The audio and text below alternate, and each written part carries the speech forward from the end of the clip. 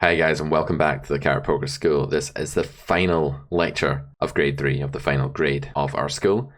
I hope you've got a lot out of it so far, and today we're going to move on to 4-bet pots, which is a topic that we've largely ignored for now. These are quite rare, but as you move up in stakes and encounter players who both flat 4-bets more correctly and also 4-bet more correctly, you're going to encounter these at a higher frequency. The most common 4-bet pot that we get into is usually something like cutoff versus button, though blind versus blind is quite common as well. The reason that cutoff versus button is so frequent is that this is a late position battle where cutoff is going to be the out of position 4-better, and therefore button in a wide configuration spot is going to be incentivized to flat in position pretty often to that cutoff 4-bet. We're going to look at both aggressing and defending today and see things from both sides. First off, I'm going to take you guys through some flop categorization. In a 4-bet pot, we can normally simplify to B25 as our only sizing with no EV loss at all, even if this isn't always the absolute preference of the solver. This first claim by me is essentially that although a solver will like a sizing like half pot in some 4-bet pots, and while there's nothing wrong with building such a strategy if you really want to, I've done multiple experiments in Pile Solver. I've locked the solver to only be able to use B25. I've rerun a lot of trees with these settings and have found almost no EV loss in 4-bet pots. The reason for this is that because the SPR is so small, the investment ceiling is very easy to reach for any hand in our range, and so pot growth imminently is not such an important factor like it would be in a single raise pot in some situations. In choosing the small size, we're able to simplify to range betting in neutral and favourable and even some semi-unfavourable worlds. But in very unfavourable worlds, ones that are clearly better for the caller, the button, we will simplify to just range checking. Essentially what I'm recommending that we do in order to make this part of the game tree much more manageable is range bet most textures for B25, but range check the ones that are really bad. Because ranges are so stark, and cutoff's range and button's range are so different to one another in a 4-bet pot, there will be some boards that are hugely good for the preflop 4-better, others that are really good for the preflop caller, and not that many that are in between or neutral. Let's take a look at some different flops then. On Queen Jack 4 two-tone, cutoff's EV is 61% of the pot. This is a very large pot share. The reason for this is of course that cutoff's range contains a much greater density of Broadway cards and a much lower density of things like 10s, 9s and 8s. Whenever the large to medium pocket pairs, like 10s through 7s, have been devalued considerably, that's always going to favour the preflop aggressor. On brick textures as well, where the overpairs are completely intact, because aces, kings, queens do represent quite a large portion of the 4-betters range, these really low dry boards are going to be really good for the 4-better as well. The boards that they're going to suffer on are going to be more the ones in the family of multiple medium cards, like 7, 8, 9 would be the epitome.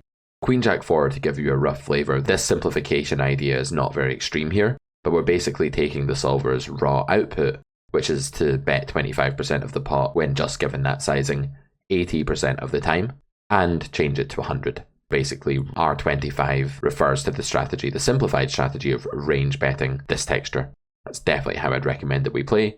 There will not be an EV loss there, and trying to craft the 20% checking ranges, both fiendish and not really very fruitful. 776 is not quite as good a board, but as you can see here, the solver still doesn't really care. It's betting very often, regardless. The EV here is only 50% for cutoff. However, what's actually going on here is that because cutoff is out of position, their EV is going to be lower than their equity. Cutoff does have a range advantage on this texture still, despite the fact that it doesn't contain any Broadways and does contain 2 more middling cards that are definitely going to be more up button's alley than they will be up cutoff's. However, this is a situation where the cutoff is still doing well enough in terms of range versus range to go ahead and bet a lot, and is quite interested in generating some fold equity in this spot, because whenever you have a hand like ace king here and you make the button fold 2 live cards, it's going to be a pretty good result. Another thing we should note is that because we're only considering a very small bet of 25% pot, that's quite a similar line to checking, and so when your bet size gets small enough that it's not too different to checking, there won't really be that big of a difference in EV between betting 25% pot with some hand and checking it. That's very different to when you're 2x potting the river as opposed to checking behind with the nuts. That would be the counter example. What we see here is that as long as we're betting small, we can bet frequently in 4-bet pots, even where we don't have a large EV advantage on the flop or even any favourability at all. This is the neutral world, but it's still one that you can range bet. Jack 10-9 is equally good, but for different reasons. Now what's happening is that the button range is getting a bit more polarized because it's making the nuts sometimes with combos like King Queen, 9s, 10s, Jacks, and it's not going to contain as many mediocre hands like on 776 where hands like 10s, 9s, 8s were extremely average. Here what we see is that the out of position player, the cutoffs over pairs are devalued compared to the flop above. However, the air hands in cutoffs range are going to hit this flop more frequently. So as overpairs get weaker and air hands get a bit stronger, we see a merging effect in the cutoffs range, which is again a good reason to use a small sizing when your range is merged. And we see a polarizing effect here in the buttons range becoming a bit more polarized here, though not fully so. But in any case, the gulf in polarization between the two ranges has been reduced here, and so small bets are going to be good. We're going to again be able to bet a really high frequency here, despite the fact that we are not doing amazingly, because betting out of position at low SPRs for small sizes is very similar to checking, and we're not closing the action anyway by checking back here, so we're okay with the idea of just checking here with nothing basically after we simplify. 984, not a great board, but again, because betting small out of position is so similar to checking anyway, you can do it a lot of the time, and I don't even mind simplifying to betting 1/4 pot with range on this texture. None of these simplifications cost any EV when I did the simulations. 984 is a board that's somewhere in between the polarization of 776 and Jack 10-9 for the button player, while button is making some sets here, and the cutoff is going to have a bit more air on this texture. I would say that there's not as much of a gulf in polarization between the two ranges as there is on 776, but still here, cutoff's range is more polarized considerably than their opponent. You could half pot this board though, because there's quite a lot of mergedness to the buttons range here, so cutoff could use a sizing like half pot or even B60 or something like that. We're not saying these sizes are wrong, it's just that I think it's good to simplify. I know that we probably haven't studied very much and not bite off more than we can chew, given that we've got another 29 lectures of the Carrot Poker skill to revise. This monotone board I'm going to put in the range check category. 873 is a fairly bad texture rank-wise. It's not that bad, but it's certainly nothing special rank-wise for the cutoff 4-better. When this becomes monotone, it's actually not that bad of a thing. We can see that on a board like 984 two-tone, we have 45% pot share EV, and on 873 monotone, despite the fact that our Broadway combos perform a bit worse here, the board being lower, and probably being a bit better for the button 3-better, who called the 4-bet, our EV is still the same, and that's because the monotone nature of this board actually helps redeem it somewhat for the 4-better. 4-betters do not mind monotone boards at all, because they're going to have a lot of hands like ace-king off or aces, kings, queens with a club that the other player is just not going to have. Typically, we don't really care if the flop is monotone. That's not what's putting us off in these cases. It's more to do with the rank of the board, the number of sets possible for the in-position player, the number of straight draws to go with pocket pairs, etc. Here the solver has a raw B25 frequency of 30%. Why is it so much lower when our EV is the same? This is because, as we know by now, in grade 3, EV is not the only thing, or equity is not the only thing that controls bet frequency for a range on the flop. It's also going to be relative polarization. And on 873 all clubs, what's going to occur here is that buttons range is going to become much more polarized, because any pocket pair with a club is going to shoot up in EV, any set is going to be really strong, any flush is going to be really strong, and any unpaired hand that's diamonds, spades, or hearts is going to be very weak indeed. So when we see this big shift in the buttons range and the polarization increases so much, it definitely behooves the 4-better to use a lower bet frequency, essentially choosing B0 instead of B25, picking a different sizing. And so given that this flop is monotone, one thing that this sort of texture might do is actually dilute how bad the rank of the board is by allowing these overpair and very big card combos to improve. But as we said, the polarization here in buttons range is pretty extreme on this board compared to most, and that's why we're choosing to actually use a smaller sizing by checking. Remember, checking is basically B0, and we're choosing to do that more often than B25 now. In the raw output, the solver was only betting 30% of the time here when given the choice, but I think we can actually just simplify to range checking in this spot and ask our in-position opponent if they're going to be able to construct the correct betting range here, which is going to involve bluffing with some fairly low EV hands. I think exploitatively speaking, there will be players who actually just don't bluff enough with hands like the Queen Jack of Diamonds here, which I'm sure is a bet at a decent frequency. 765 is an absolutely awful board for the cutoff. Because this board is rainbow, we don't get the saving grace of it being monotone, the dilution here from 3 of a suit causing cutoff's range to actually get more flushes and flush draws that can outdraw sets and straight draws and straights. The pair plus draw, the sets, the straights, this sort of thing that are going to be common here by the river in Button's range are going to be pretty lethal. Therefore, we're going to want to not bet as often on this sort of texture, but interestingly, because relative polarization is such a driving force behind the bet frequency of range on the flop in a 4-bet pot, we see here that the cutoff player is actually picking up their bet frequency again here in the raw output, choosing to bet 48% of the time, even though this is a much worse scenario for their range. And again, to understand why, it's because the button player's range is more merged now. It's not polarized as it was in a monotone board, and there's a lot of hands with very mediocre equity here, like 9s and 8s, which are just coming in at something like a pair plus a draw. There's even something like 8-7 at some frequency here, or 5-4 in imposition's range, and these are just the epitome of a medium equity hand that it's useful to bet against. We don't really care too much about copying the solver's output here. It's just interesting to observe how that bet frequency actually increases. But what we're going to do is range check this texture because it's more intuitive, it's a horrible board, and again, it places a burden on our opponent to craft the right bet strategy there. We're just keeping all of our range snug and protected. And I think it's just much more simple, and we did test this and found no EV loss from running a range check here from prohibiting out of position from betting instead of allowing this 48% frequency B25. 9-7-6, not a good board at all. The danger zone here, meaning the rank of card that cutoff really doesn't want to see as the 4-better, is going to be a bit higher in a 4-bet pot than it would be in a 3-bet pot. To understand why, just consider that in a 3-bet pot, the person who calls the 3-bet will have been opening most of the pocket pairs in most positions and will be calling them at a decent frequency. But here, a hand like 5s or 6s is unlikely to be a pure 3-bet in the first place, cutoff versus button, and so the 6 is just not as bad as it would be in a 3-bet pot or single raise pot or something like that.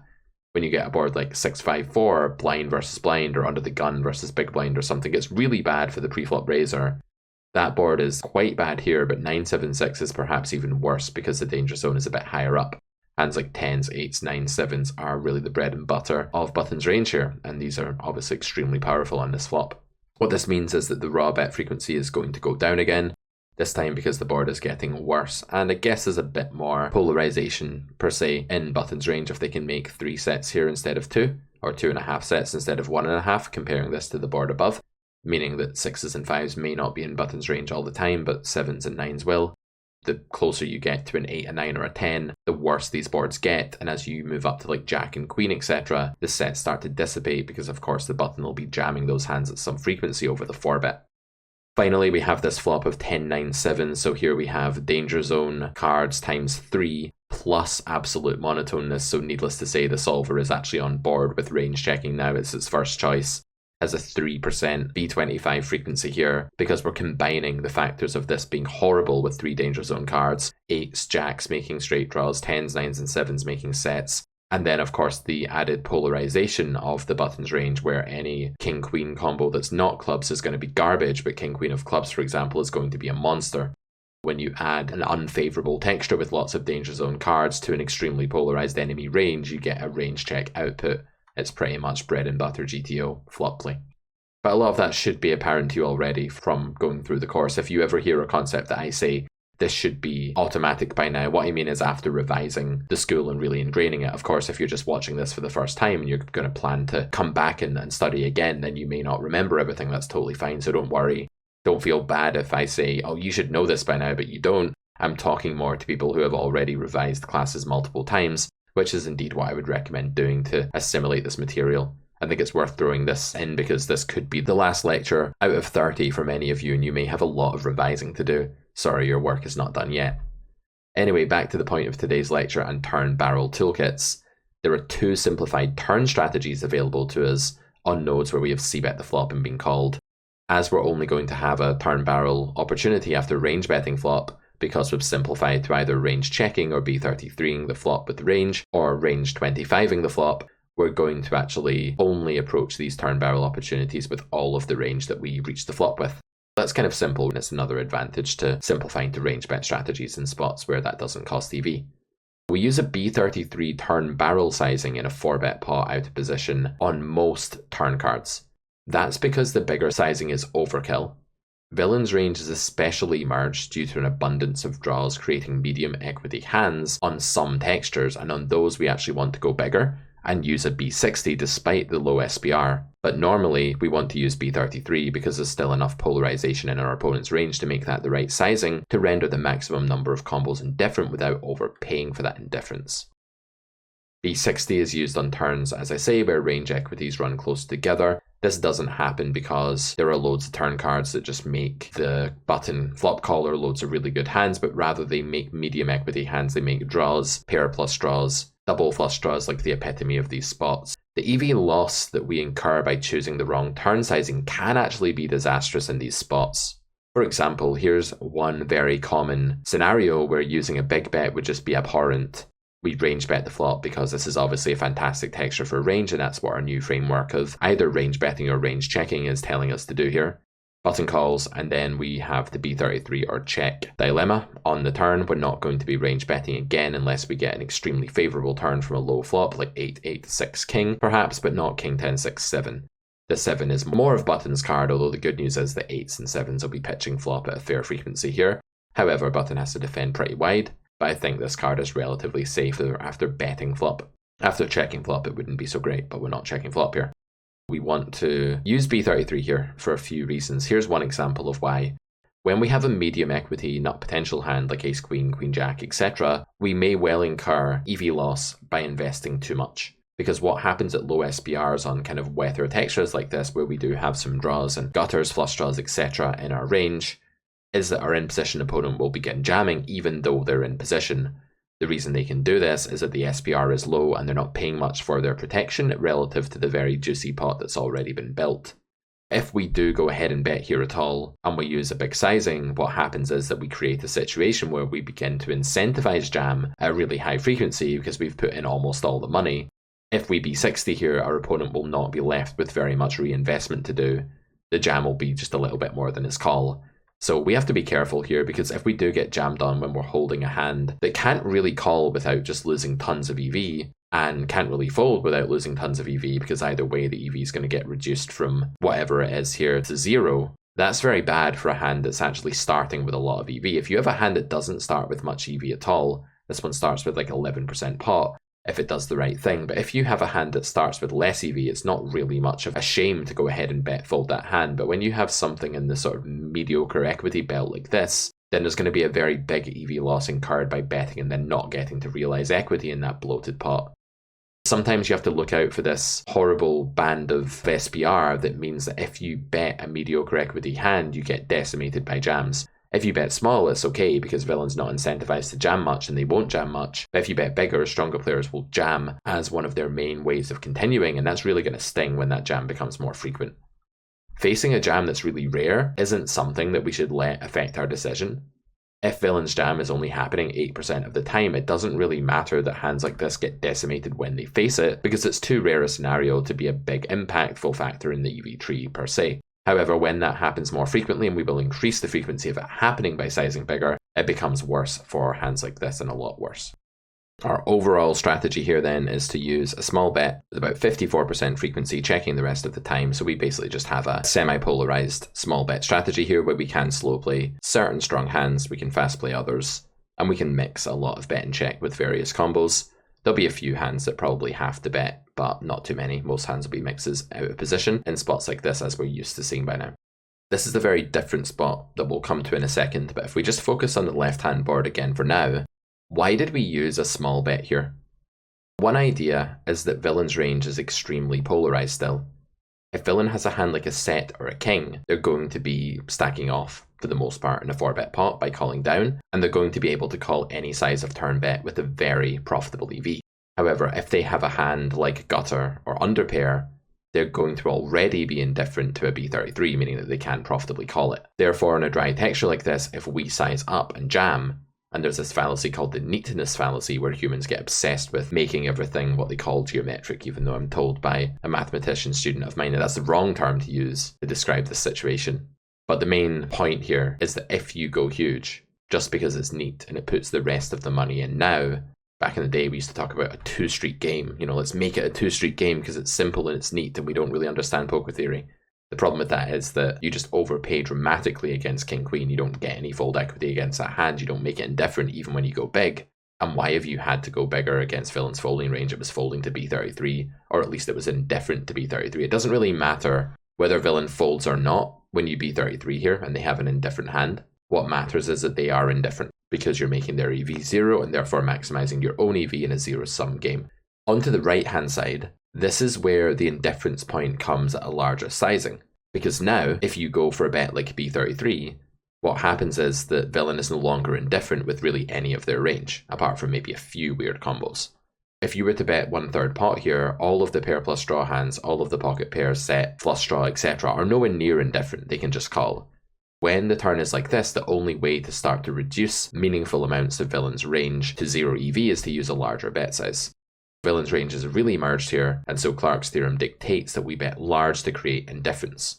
With a hand like King 9, we actually drop a couple of % pot here, and this is a really big pot, so dropping a couple of % pot share EV is actually quite bad when we bet smaller.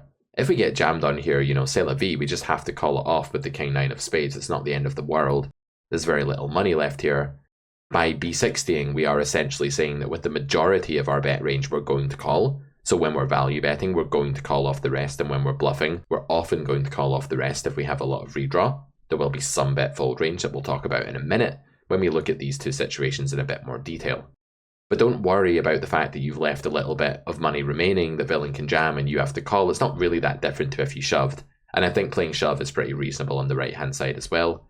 You can jam for about pot here with an SPR of 1. That's also okay. But I do prefer just using something like b60. I think b60 gives villain a little bit more of a difficulty and sets up a bizarre SPR on the river, which definitely leads them into the deep dark forest, as Mikhail Tal, the late chess grandmaster, would say, where they don't really know what to do, where 2 + 2 = 5, because they've not studied that spot before. Leaving a little bit behind on the river here is totally fine. It's going to be a very badly played spot, actually, because it's so hard to balance your range when you're facing like 20% pot on the river. People might just always call it off, or they may fail to actually jam turn enough here. They're meant to jam turn like very often when they face b60. If they don't do that, they're also making some blunders. b60 or check is the thing to do. We have a lower bet frequency on 8-7 deuce 5 than we do on king 10 6 7 because the latter is much better for our range. The former is pretty gross for us. But that said, we can still have some betting range because the polarization picture is creating some more range symmetry where both players have a lot of mediocre hands now. Equities are close together. So we're going to be interested in betting a bit more often than if they were running further apart. Equities do run far apart on king 10 6 7, but we bet more often there because our range is just doing really well. The main lesson that 4-bet pots teach us about game theory proper is that there are two factors really that control bet frequency in a strategy, and sizing, because sizing and frequency are quite close cousins, and they are relative polarization and range advantage collectively. Let's talk a bit more about how to build this b33 turn barrel range now. Here are some range geography questions. I'm going to reveal these one at a time instead of all at once, like we usually do, and I want you to think about them for a couple of minutes before you unpause, or even just 30 seconds if that suffices. First question that you want to pause the video at: what should we do with Jack of Hearts, Jack of Clubs? Assuming you've paused and unpaused. The answer actually is that we can bet. That might be surprising. You may have initially just thought, okay, this is a mediocre hand, I have to check. So what's going on here? Because the R25 causes such minimal filtering on your behalf, you just get here with your whole range and your opponent gets there with quite a lot of theirs, that they do overfold to the flop c-bet here compared to the pot odds norm, given the unfavourability of the situation for button. But that said, when we reach the turn here, a hand like Jacks, because there hasn't been that much filtering, is still fairly far up our range, and far up our opponent's range as well. Villain isn't going to have that much top pair. There's a reason that they have to overfold a lot on king 10 6. That's because they don't have very many good combos. If you fade a king and you fade 10s here and you fade 6s, you're usually going to be good with jacks. And there's some useful fold equity for jacks because ace queen is a hand that's folding a lot here in villain's range and is going to be really prevalent. Jacks has some reasons to bet. It can get called by worse, it can get useful fold equity, and it just seems fine because when you're b33ing, you're not making a large investment. It's not that dissimilar to checking, especially when you're out of position and checking isn't so good. If we were in position in the 4-bet pot, it was something like button versus big blind, and we'd 4-bet the big blind's 3-bet. In that scenario, we'd be reopening by barreling the turn with a hand like jacks, and that might just be a pure check, it might not, but certainly out of position, there's no problem with betting here. Question number 2.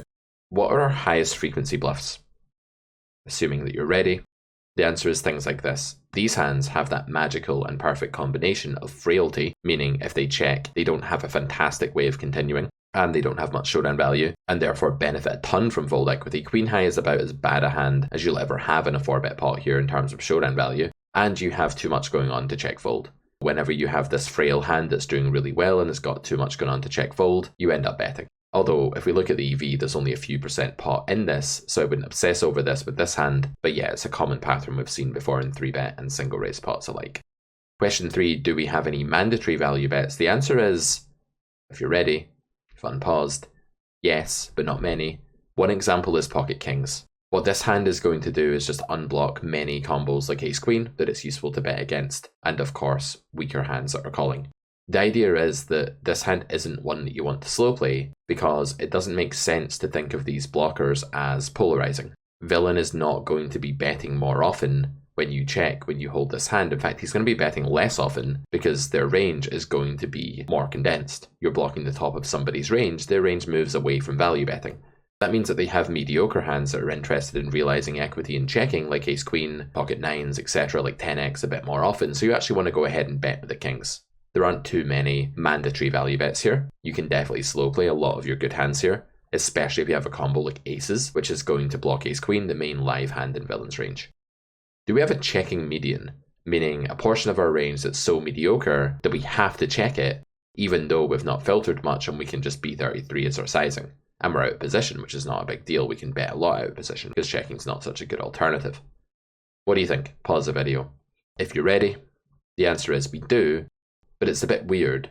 The only hand that the solver thinks is the checking median is a 7, and one reason for this is probably that if you do get raised here, you're squandering a bunch of EV because you have 5 outs as well as some showdown value in this spot. That's one reason.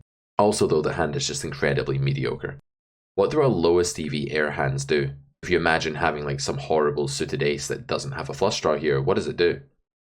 If you're ready, the idea is that in a 4-bet pot, you're still in an unfavourable to neutral world here. Maybe not unfavourable, that might be a bit of a stretch, but the world is not massively favourable for you. And your range is struggling a little bit just based on the fact that villain got rid of their worst hands and you still have yours sometimes, well all the time, for reaching this node because you did range bet the flop after all. Therefore, you're going to show up here a lot of the time with a hand like this. Ace 5 of hearts. Because this world isn't massively unfavourable, it's not a huge EV loss to bet this hand, but this hand is a give up because the world is just neutral, the hand is blocking some folds like ace queen, and the hand is just trash. It has very, very few outs and you're out of position. We've seen before the common pattern that when you're in position, while you don't want to bet as much overall for a small sizing, you don't need to reopen action so much, you can actually get away with bluffing lower down into your hopelessness range, if you will. A hand like ace 5 is the sort of combo that I wouldn't be shocked if in position this hand could bet, but because EV is lower and favourability is worse out of position, you have to check this hand here. Can you find a pure check that pool might actually bluff with? If you're ready, one such example is the ace 9 of diamonds. The reason this is a pure check just comes down to its mediocrity. It's blocking ace queen, so the fold equity again is not so useful. I keep referencing that hand as just one that's useful to fold out because there aren't that many that have as much as 4 outs here in villain's range. But back to the point of this hand, it has a lot of EV, it has a lot of equity, but it's quite mediocre in this context, and if it does bet and face jam, it's one of the hands that's going to be kind of unhappy because it's not really clear whether ace 9 with a 9 kicker is even a bluff catcher when it faces a jam here. If villain sometimes jams a hand like ace queen, what am I doing calling off ace 9? It's like I lose to bluffs and value. I can see why this hand is a pure check. Again, the EV swing is not massive though. This is the overall strategy. You can see that it's basically mixed polarized. Kings and 10s are really the only combos that have to bet, but there are other hands here that are slow playing a lot, like ace king. Pocket aces is able to slow play as we remarked on earlier. There are some give ups at the very bottom of the range, but not many. There is a checking median, but it's not very wide. It's just around pocket 8s of certain suits, presumably without a diamond because they're less good at eating up EV from your opponent's draws. And note that hands that contain something like a jack, like king jack, are doing a lot of betting because they're blocking villain's bluffs to some degree here. Let us continue with our foray into different textures here on turn spots in 4-bet pots. Let's talk about hybrid betting. After performing a range geography exercise for an unfamiliar spot for the first time, or a spot you've not studied a lot, I highly recommend that you go through your findings and try and extrapolate some general rules for the spot. Forming the right conclusion from your poker analysis is all about getting the specificity of your rule correct. If your rule is too general, the problem is that it'll just be obvious and it won't be unique enough to actually help you decide what to do in different situations. And if it's too specific, it won't apply to enough situations to be useful per se. And so what I recommend doing is trying to hit the sweet spot. R25 does not cause a lot of filtering. Let's start with this truth on the flop for the in-position player. In fact, on a lot of textures, they're folding something like 24 or 25% of their range if it's a relatively neutral world. B33 on the turn, remember that's an overfold on the flop, the pot odds norm would be 20. B33 on the turn does not cause much more filtering, just around pot odds norm, slightly less because, as we know by now, the in-position player is generally slightly underfolding compared to pot odds norm on the turn. Therefore, we use hybrid bets quite frequently. The idea being that ranges are both very merged and wide and equities run quite close together, so fold equity at this point is really useful. If you had already condensed your opponent massively to just made hands with minimal redraw, it wouldn't be useful to seek denial here. But we've not done that. Villain's range remains really wide and really merged, and not super condensed either, because they're not raising the flop at a high frequency, generally speaking, in position in a 4-bet pot, though it's textually dependent. These sorts of bets, as we know, as all hybrids do, derive their EV from 3 different sources. Firstly, they get better hands to fold. If we're talking about a texture like the King 10 7-6 or King 10 6-7, which we are, then Jack 10 is a better hand in Villain's range that actually has to start mixing fold. That might seem counterintuitive, but this hand in a 4-bet pot is not very far up. Our value range here is going to destroy this hand. The bottom of it is something like Jacks. Okay, we have hybrid hands that this hand beats, but our value bets are going to smoke this hand. So this holding has to fold sometimes, and so 9s is actually bluffing against this combo specifically. Villain is also going to fold a hand like Jacks in this spot, and then call some worse hands like pocket 8s. 8s, if you recall, is a straight draw. There's a 10, a 7, and a 6 on this board, so when we bet the turn with a hybrid like 9s, we get called by worse, we get better to fold. This is a really classic hybrid, guys. There's lots of better hands folding here, and even some worse calling. It's a huge thing to understand that you can get that EV from different sources like that. And then finally, we deny equity to Villain's most prevalent fold, which is of course Ace-Queen. Let's switch over to the 8-7 Deuce 5 board now, where we range bet the flop. Again, this is not a good texture for range, but we can simplify the range betting for now as long as we don't continue to go insane on the turn. Sometimes people think that when things are bad for you, it means that you have to do tons of checking, and that is sometimes true. But what it really means is that over the course of the next few decision points, you don't do loads of investing, which might mean that you can do a little bit of investing now, then a lot of slowing down later, and that's what we're doing here when we simplify to R25 on this flop. Then, as we said, equities running closer together, and we have the chance of betting bigger here. This would be the correct sizing to render the maximum amount of combos indifferent within our opponent's range, and that's our goal. Again, here are some range geography questions just to help you gain a feel for this spot. Which suits of Jacks through Kings would you check here? If you were going to check an overpair that isn't aces, which ones would you check and why? Which suits? If you're ready, the answer is with the flush draw blockers. This is paradoxical to what usually happens when we're barreling away in a single raise pot or something like that. We much prefer having blockers to these flush draws because what it means is that we can eat the outs of the draws. But here the King is actually Villain's most prevalent draw. Is one that they have really often because they have hands like King Jack and King Queen, and they don't have a ton of other flush draws here. They have some. So given that the King is usually more of a flush draw for Villain than it is an out for Villain, it's important to understand that this just makes your hand less vulnerable. It reduces the number of target hands in Villain's range that you're value betting against, and it means that Villain has a really bad hand or a really good hand more often. What you're essentially doing by removing a king high flush draw here is removing the middle of Villain's range because these are medium equity hands. That polarizes your opponent and it's going to cause them to bet at a reasonable frequency. This isn't a spot where Villain bets flush draws all day long and checks everything else. Actually, flush draws check a lot here at this SBR, and a lot of other hands like pair plus draw are going to bet here as hybrids. It's definitely going to be a spot where you need to understand that when there are less hands for you to target for value in Villain's range here, you want to actually slow down and slow play this hand. This is a great slow play. It just doesn't need to fold equity as badly. Do we have a checking median? If so, where is it? Again, that's the part of your range that you have to check through its mediocrity. And the answer is that Ace-King of Hearts is one such combo. This hand retains a little bit of pot share, it blocks folding range, and it's going to get jammed on a ton of it B60s because Villain's going to have all the draws unblocked and hybrids unblocked. Hybrid here for Villain, by the way, is something like 7-6. that may jam and get called by worse and get very useful fold equity, and will not be having to pay very much for that fold equity given the SPR we create by B60ing the turn in a 4-bet pot. Name any hands that would be a mistake to bluff. If you're ready, the answer is something like this. This is a less favourable world than the last time, and losing 3 or 4% pot. I've put this in percent pot just to show you that when you're losing a small percentage of a very big pot, that can still be very meaningful, basically. I want you to see that this is quite a big mistake, even though you're only losing 4% pot or so by betting King Jack. You're losing 4% of a giant pot, so in terms of BBs and eventual win rate, that's going to be really significant. In an unfavourable world, on a turn card that favours your opponent more than it favours you, and you're out of position, you cannot bet with a tier 7 bluff that blocks folds and is really bad. How often should we face a jam if we bet? Given that we'll be investing a ton of money, and there'll be very little left behind, and as we said, our opponent will not have to pay very much for their denial, we're going to face a jam a lot. 30% of the time almost, to be precise. That's huge for an in-position player. If this was out of position, where Villain was jamming from, I wouldn't be making such a big deal about how much jamming this is. This would not be like lots for an out of position player, because the out of position player doesn't have control of whether money goes in on the river so well, therefore they're very incentivized to jam a lot, just generally speaking. But for an in-position opponent, this is a ton of jamming, and the reason it happens here is that there's a lot of useful fold equity for either player in this spot, based on how merged both ranges are on this type of run out.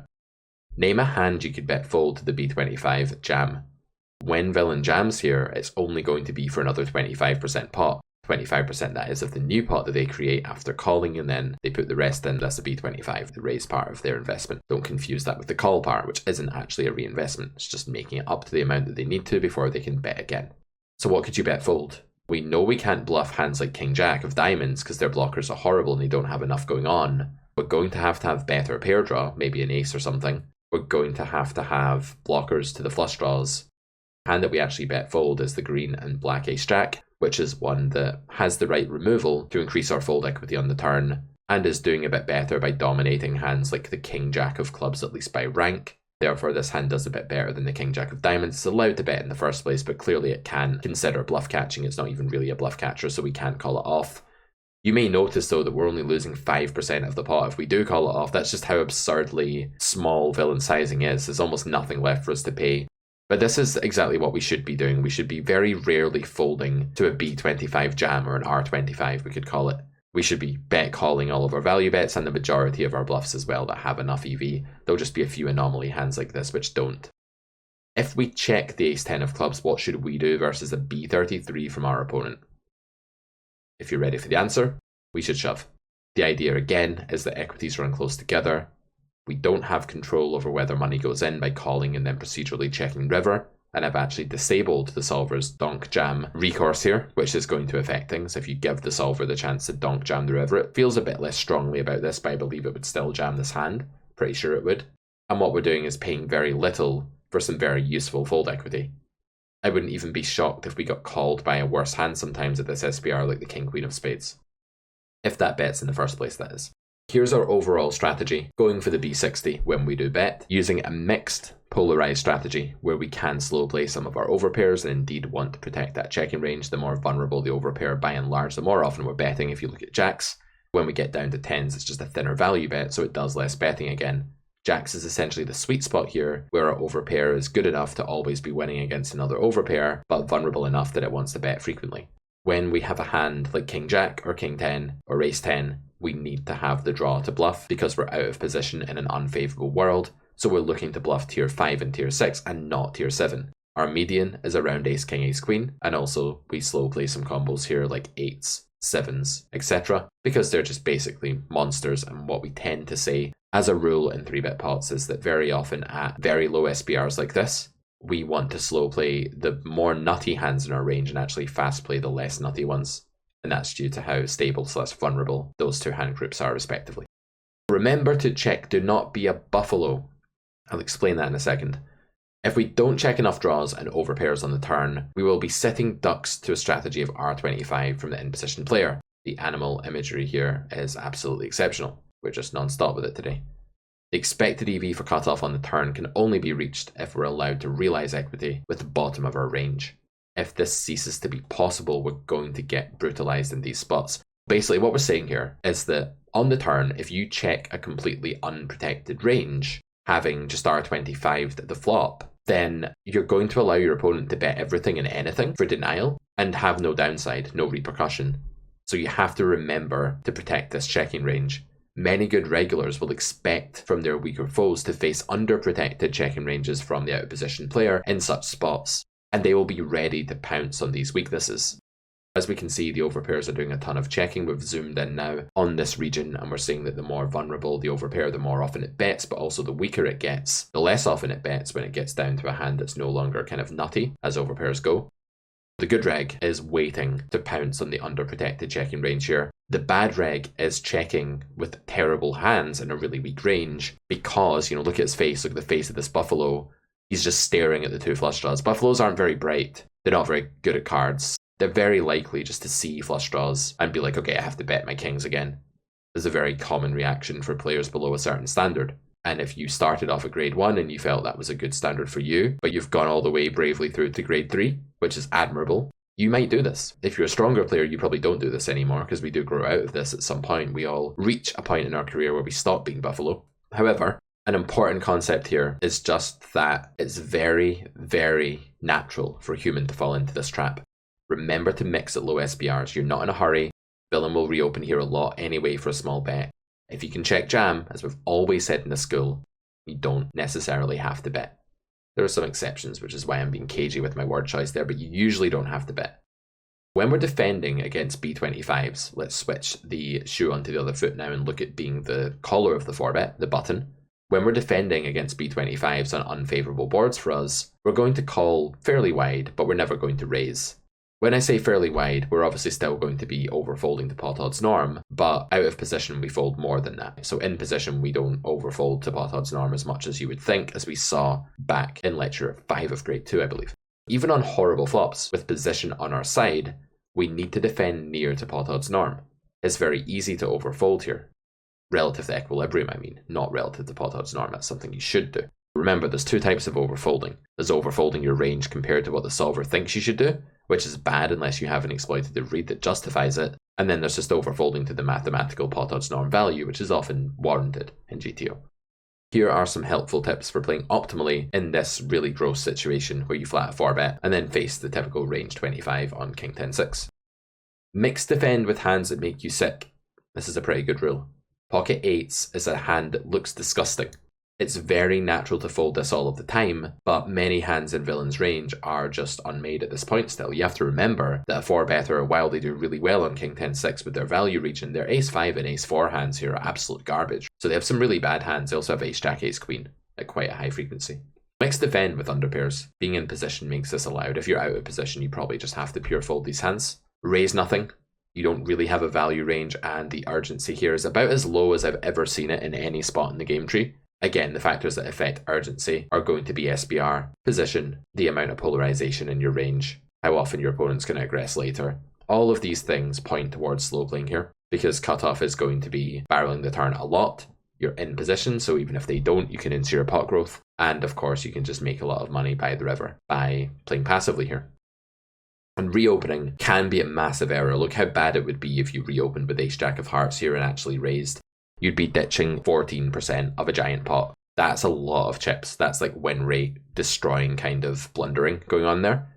If you reopen with ace-jack, what happens is that villain, now that the SPR is basically 0, or it's getting close to 0, villain can just stick the rest in and just say, okay, if you've raised with something that's got some equity but not much, I'm going to make you fold it now and it's going to really sting. So reopening with this hand is the biggest EV loss I could find when I was building the slide. But there are many hands here that lose EV when they reopen. Also polarization errors, like imagine reopening a hand like 9s, like why? What are we doing? This is the strategy, it's call only. The times we play call only in 3-bet and 4-bet pots are typically when we're in position, the SPR is quite low, the board is not super mergy for our opponent's draw region, so villain has low EV draws and value hands mostly, or just bluffs, pure bluffs, and so there's really nothing to gain by fast playing. The more polarized your opponent's range becomes based on texture, the less mediocre draws they have, the less you gain by fast playing your value hands, and your value hands drive the bus here, your bluffs just follow suit. A further point is that reopening at this SPR is criminal because it gets you jammed on for no reason, it doesn't gain anything. Let's talk about playing the turn on unfavourable boards now, as the caller. Here the solver does have a small jamming range, but there's zero EV loss still by using a call only strategy on the king high board. Villain's range is so high EV, that's the 4-better, that they're going to bet very often, and so it's not urgent to raise even with the really strong hands in our range like top 2 pair or over pairs. Note that there is also no vacuum EV loss for either hand. We do actually have aces sometimes on this node because we can slow play that pre, so just a quick point there. And there's no EV loss here, as I say, if we don't raise with king 10 or aces, but we can raise with those hands. And the only reason the solver builds those in is that it's an absolute glutton for complexity when it comes to picking a strategy. And it would rather play like a very tiny raise frequency than just simplify to something that's easy. Because it's a computer and it doesn't have any real preference for how much it has to suffer and think about things. It quite likes that, actually. The worst jack to hold is actually the ace-jack of hearts here. Do you see why? The idea is that you do not have a positive blocker to the king X region of your opponent's range with this hand. We're going to have the ability to block king jack in spades, diamonds and clubs because those are possible as suited combos of king jack, but king jack of hearts is not possible based on the fact that the king of hearts is on the board. When we're continuing here with a hand like gutter, we want to try and unblock bluffs and we want to try to block value hands. Ace jack of spades, diamonds and clubs are very good continues, but a hand like ace queen is worse. What's going on here? Surely ace queen is just a hand that's much better than ace jack, and moreover, surely the cutoff can have both of these, so we'd rather have ace king to beat their ace jack. The idea is that both of these hands are going to be bluffable on the river for us, so if we call with ace jack here and villain checks river, we're going to be bluffing. And with ace queen it's going to be kind of the same thing, so the showdown value isn't actually that important at this point, but villain is going to be bluffing much more with the queen in their hand here, as we saw with queen jack. Although that shares the jack too, but they're going to be bluffing more with a hand like ace queen here than they are with ace jack. They have ace queen much more often than they have ace jack pre-flop due to not wanting to 4-bet ace jack off all the time, but ace queen off is a very common 4-bet. This is our reaction. By folding most of the remaining combos that we have of 7s, 8s and ace queen, we actually reach the threshold fold equity of around just under the pot odds norm because we're in position and we've already filtered on flop. If we hadn't done that because villain checked and we checked back, we would actually be overfolding compared to pot odds norm on the turn. But because we've already filtered, we don't have to worry about that. We can just go ahead and meet the MDF here or even slightly exceed it because we are in position with a range advantage that we've already shed. We don't have that range disadvantage anymore. We've shed that by filtering on the flop.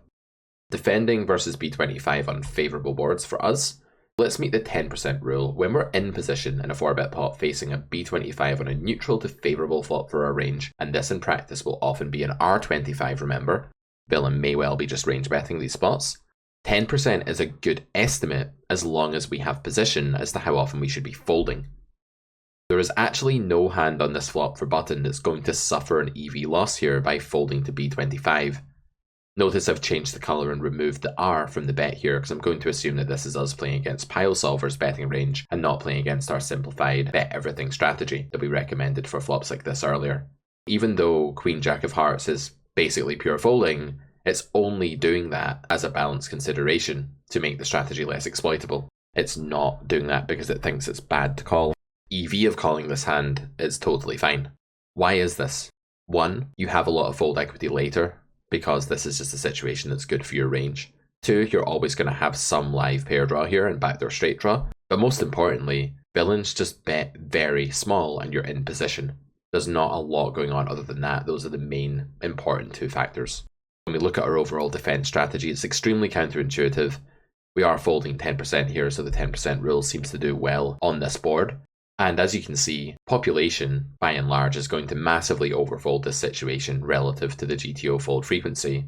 And they might even fold so much that they overfold relative to pot odds norm as well, which would be really tragic in a favourable world for the in-position player. When you're actually facing a well-structured betting range from cutoff here, you're meant to fold 10% of the time. So even if they're doing what they're meant to be doing and betting, let's say, only 60% or 50% of their range or whatever it is on this flop, it's not particularly important, the exact number, against that selective betting strategy that's actually controlled, you're only meant to be folding 10%. Hands that look like they're completely absurd defense here, like King Jack with no backdoor, are able to call. You just don't need very much to be going right for you to call under these circumstances in position with amazing pot odds and a reasonably good board for range. If you were out of position, all of this would change. If the bet was bigger, then of course the fold equity goes up. But you're always going to be over defending compared to pot odds norm in these spots. What happens though if we suspect that pool is range betting, like we recommended that they could do? Well, now it moves to the 0% rule. When we're in position facing R25, that's a range bet on a neutral to favourable texture in a 4-bet pot, we should be folding literally never. Being too tight here is an easy blunder to make. Very, very easy. There's effectively no fold apart from some of the combos of King Queen of Hearts and King Queen of Diamonds specifically, because those block the most bluffs in cutoff's range and are low EV, but we don't care, we don't even need to fold them, they're still optional calls. You can see from the amount of blue in the King Queen suited there that even the King Queen of Hearts and Diamonds aren't folding pure. So fold nothing, that's the easiest thing to do. Now do you see why it was so good for us exploitatively to simplify to using a range bet strategy on this board as cutoff? Because the burden that places on the in-position player is basically insane. We're telling villain that they have to defend their entire range. We're asking an amateur poker player, if you're playing 50 Zoom or 50 NL or 100 NL or any game or 2-5 live, doesn't matter, and you're playing against someone that's like an okay professional or semi-pro or amateur, anybody that's not an absolute beast, you're asking them to call every combo of King 10 of Diamonds. It's just not going to happen. The overfolding here is going to be absolutely grotesque. And so simplifying as cutoff is a really good idea, but it's also important for us to understand this button how to not fall into the trap that our opponents will succumb to so often of calling basically far too few combos. We need to reject our "this is a bad hand" instinct.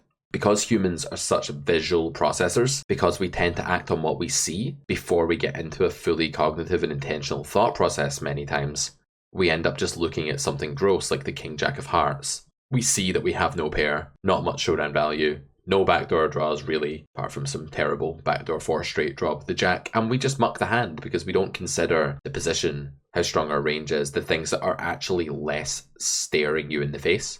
Often the times in poker where you have to defend the most are in position on flops against people who are being overzealous with their c-bets, and to do that you have to actually basically start ignoring your hand to a large extent. If you had 2 blank cards you couldn't call. We're not saying that. And then if you had 2 blank cards a lot, I guess villain strategy would be more justified, so it's kind of a moot point. But even King Queen of Hearts, even a terrible hand like that with bad blockers, is still a pair draw. Remember, air is a pair draw, and being in position is just hugely powerful here. You're facing B25, you need 20% pot entitlement to peel, and you're going to have that because not only do you have equity with even the worst hands in your range, but you also just have the ability to garner a lot of fold equity later when you call flop here because villain's range is quite weak. It's very strong at the top, but it's got a lot of air in it. All of these hands are huge mistakes to fold. Ace Jack of Diamonds, because the cards are just bigger now, the pair draws are better. Ace Queen, even bigger.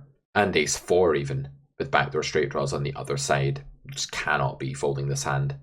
Ace 4 is the kind of hand that unblocks villains, bluffs tremendously and allows you to bluff a lot later. It's one of these hands that has really good future fold equity due to its unblockers. The villains check fold range on the turn. Finally, the last slide of the Carrot Poker School for now is that we are going to look at jamming when the board is favourable for us on the turn. We're going to go out with a bang, go out with a jam, have a bit of fun. The factors that increase our jam frequency over a turn bet from our cutoff opponent are going to be the lowness of the board, the lower the texture, the closer together the equities are going to run, and the more overcards villain is going to have with their bluffing range against your made hands, and so the more you're going to benefit by jamming. The wetness. The wetter the texture, the more flush draws, straight draws are plausible in each range, and again, the closer together equities will run and the more useful the fold equity will be. Low SPR. When you're not risking much to protect equity and make thin value raises, you can make more thin value raises and denial raises. Being out of position, you have less control of whether money goes in on the river, and you're going to therefore want to just make sure you do your value raising now and not allow villain to check back their kind of tier 2, tier 3 hands on the river.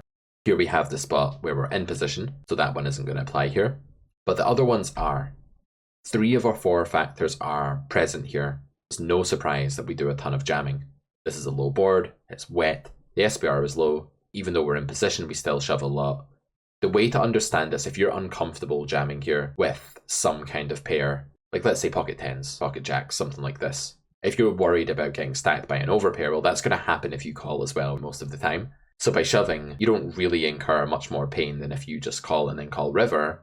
Those hands still go for it on the end. They don't like stop and not put in the last 25% pot. But what happens is you get to deny a little bit of equity. And that's really important actually because villain has a lot of hands here that are going to have to give up river if they miss.